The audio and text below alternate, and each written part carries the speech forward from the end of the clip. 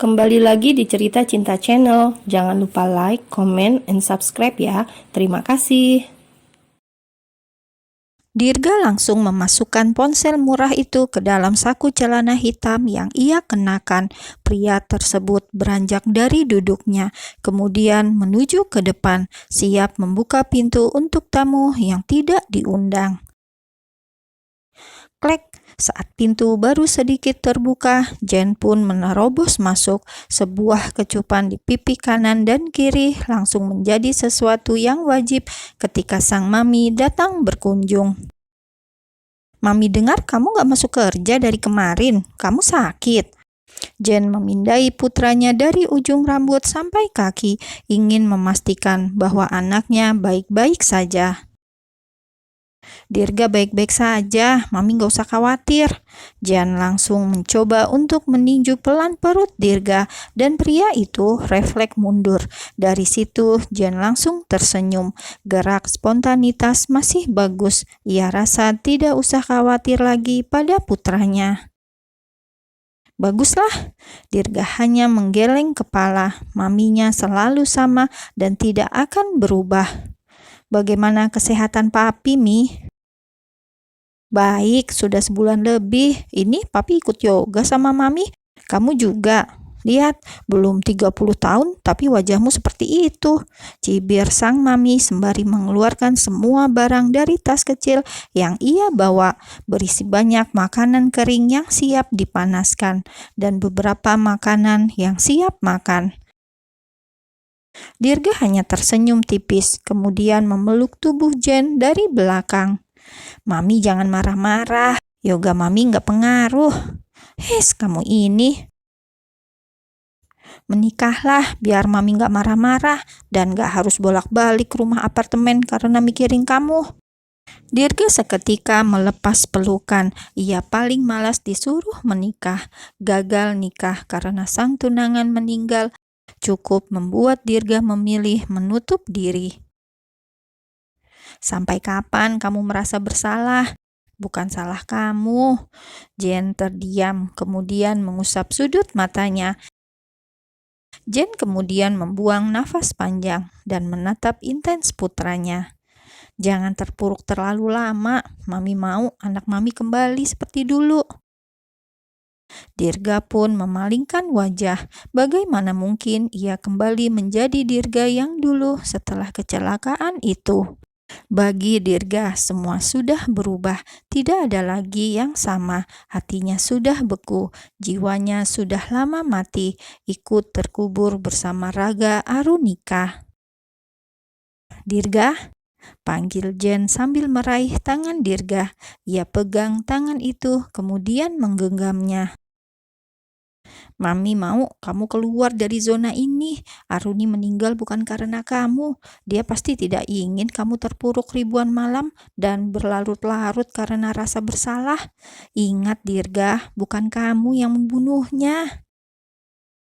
Jen menatap penuh harap. Semoga putranya cepat move on dari luka hatinya yang ia rasa masih menganga. Sementara itu, Dirga tidak banyak berkomentar. Pria itu hanya diam, tidak menanggapi sang mami. Mau bagaimana lagi?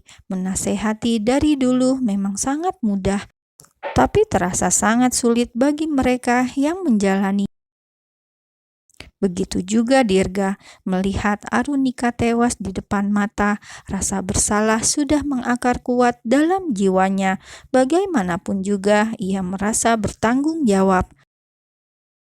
Dengan rasa bersalah dan membiarkan hatinya kosong dan kesepian sampai sepanjang usianya. Anggap saja itu hukuman karena tidak bisa menjaga kekasih hatinya itu. Mami pulang dulu, kalau ada apa-apa tolong kamu bilang ke Mami.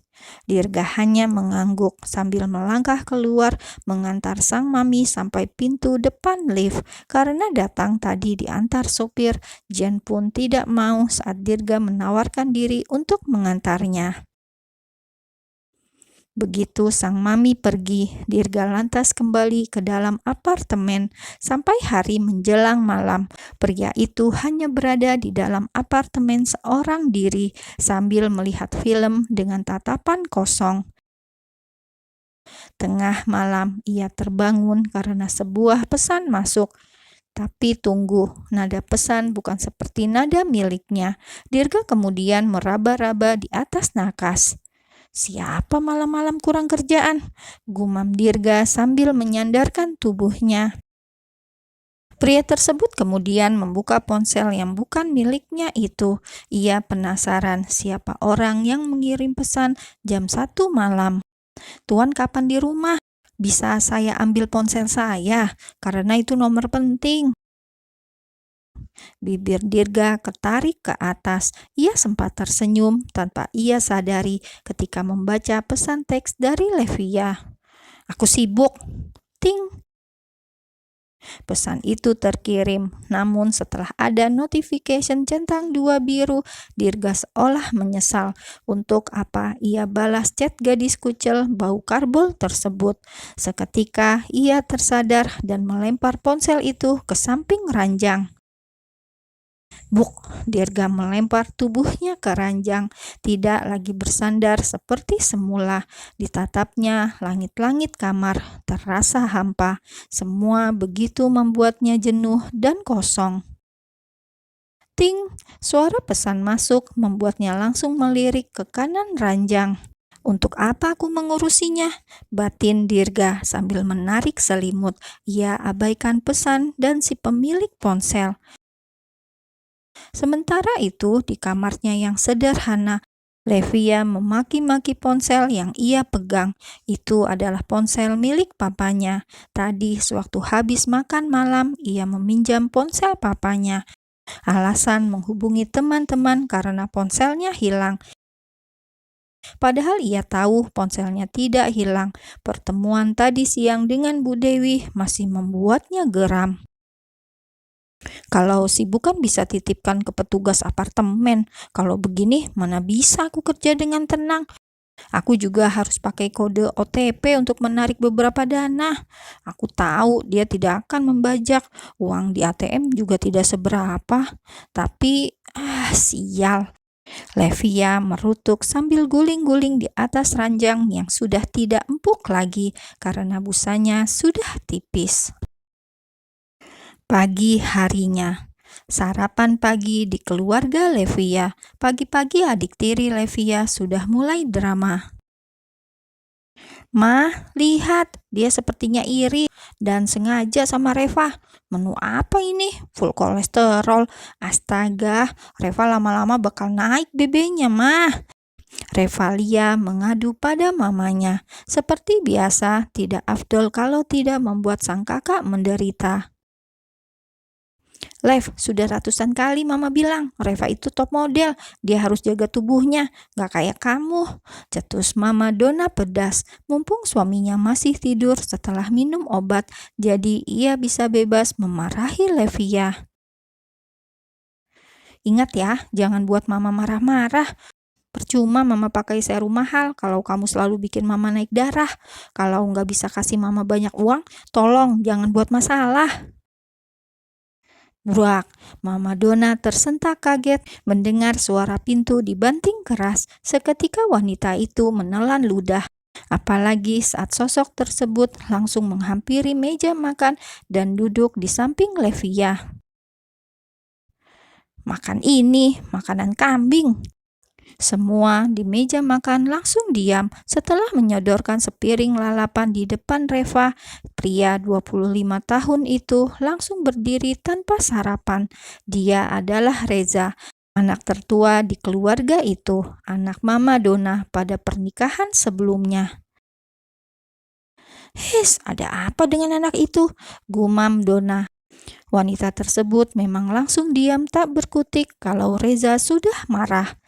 Setelah Reza pergi, Levia pun pamit karena ia ingin menemui Bu Dewi pagi ini sebelum atasannya itu pergi karena kadang susah dicari. Saat keluar dari pagar rumahnya yang catnya sudah mulai pudar, Levia dibuat terkejut oleh sosok sang kakak yang menunggu di atas motor. "Cepet naik, aku antar." Levia menggeleng. "Cepat!" Set! Reza menarik lengan adik tirinya dan menyerahkan helm bogo warna coklat kulit. "Pegangan!" seru Reza sambil menstarter motor miliknya yang sudah full modif. Brem, brem, wush! "Pegangan, Lev!" teriak Reza dari balik helm teropong yang ia kenakan. Seketika Levia langsung mempererat lengannya. Kantor jasa cleaning service online Star Clean. Reza langsung berhenti di depan kantor yang tidak terlalu mewah tersebut. Masih bagus dan tinggi bangunan di sebelah kanan dan kirinya. Saat Levia turun dan kesusahan melepas helm, Reza pun melepas helm miliknya, kemudian membantu Levia. Keduanya tidak sadar sejak tadi ada yang memperhatikan mereka dari dalam mobil. "Jelek begitu pacarnya boleh juga," ucap pria yang duduk di balik kemudi. Ia masih menatap dari jauh, penasaran juga cewek buluk kok diantar kerja oleh cowok keren. Pria itu kemudian berdecak menatap remeh pada keduanya.